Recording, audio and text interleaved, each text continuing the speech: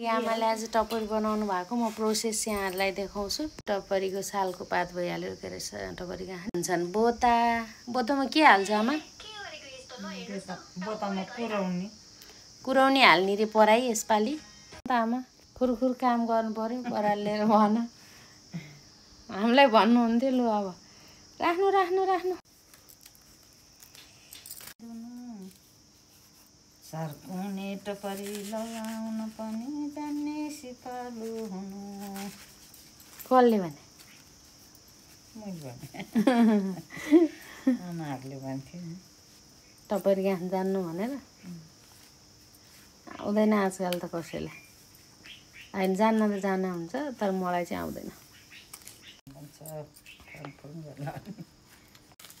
भगवान् सिधा थियो मान्छे बरात सर्कुने भने यो चाडबाडको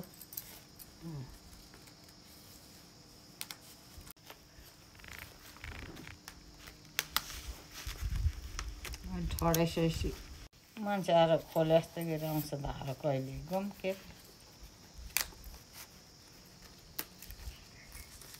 आमा यो गाउँको टपरी गाँस्न च्याम्पियन मान्छे हो। के च्याम्पियन हुनुपर्छ कस्तो च्याम्पियन को छ? ठुले माल गाँसे टपरीकै गाउँ पारे कसले? उयो अहिले ए टपरीमा हालेर केरा सुन्तला ल यो टपरी गाँस्नु हुने ठुलेमा चाहिँ च्याम्पियन ल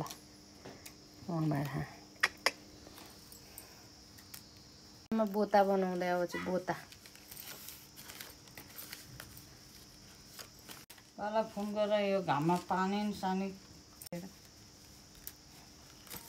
लगाएर होला क्या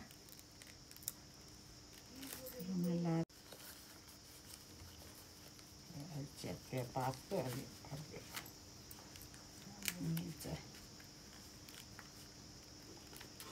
सिन्काको सट्टा सियो धागो लगाइदियो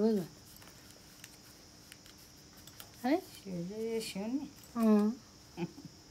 कस्तो हुन्छ कतिवटा सियो धागो सियो धागो कतिवटा सियो राख्ने धागो पुनीमा हो धागो चाहिँ सियो सिलाउँदै अनि होते गर्दै गाँठ पार्दै चुडाल्दै गर्ने। बोतो रेडी हुँदैछ। बोतो माछेर पातले ट्याक्क बेरेर एउटा झोलामा मान्छे गनेर बाग्लाएर लानुपर्छ।